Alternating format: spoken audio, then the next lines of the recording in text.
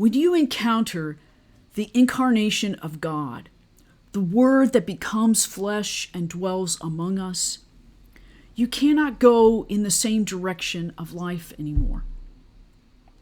Think about it. When was the last time you heard someone say that they wanted to follow God's path and that God laid out exactly what they wanted to do and followed it throughout their entire lives? I've yet to hear someone say that. It comes from this place of desire to follow God, and our path takes us in ways that we cannot imagine and unknown, or we have one intention and we end up going someplace else. Today, on the Feast of the Epiphany, is the story of astrologers from the East. 3 figures that find the star and decide to follow that star to see the Messiah.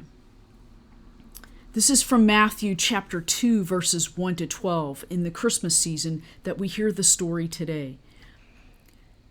Jesus' birth, they claim that, in the gospel claims Jesus' birth was in Bethlehem, a word that means house of bread. And that 3 astrologers arrived from the east, and that east symbolizing Gentiles, who seek out Herod, the ruler at the time, and saying, "Where is the newborn ruler of the Jews? We have observed his star in the east in its rising and have come to pay homage." And then Herod is like, whoa, there's a ruler besides me here? And somehow figuring that out, says to the astrologers, "Go and get detailed information about the child, and when you find him, report back to me so I too can go there and pay him homage." The astrologers, who are sometimes also known as magi, travelers from the east, they seek out, again following the star, to Bethlehem and seek out a house where they enter and find Mary and the child Jesus. And they prostrate themselves and pay homage and open their coffers and present the child with gifts of gold, frankincense, and myrrh. The word epiphany means an insight and manifestation. They have this insight into who Jesus is as Messiah and ruler. And then they learn in a dream, warned in a dream, not to return to Herod, but to go back to their own country by another route, by another way. The 3 astrologers have to move in a different direction now after encountering the Word becoming flesh, the incarnation of God. Their insight is that their lives are no longer the same. They are changed in some way.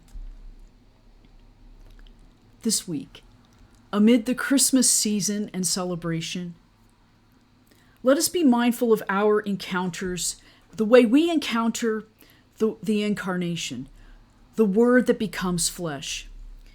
The theologian Ronald Rolheiser describes the incarnation, the Word that becomes flesh, as God with skin, God with some skin on. Where do we encounter those moments where we encounter God in others and in our encounters in relationships and people and experiences? And how does that change us? How do we have insights into who God is? What are our epiphanies where we come to know God and we know that we have to go in a different way? We are no longer the same. And in unexpected ways, God surprises us with love and a direction that is beyond our wildest imaginations. This week, how are we challenged and changed with the insight to take a different way, a different route to God in our lives? Amen.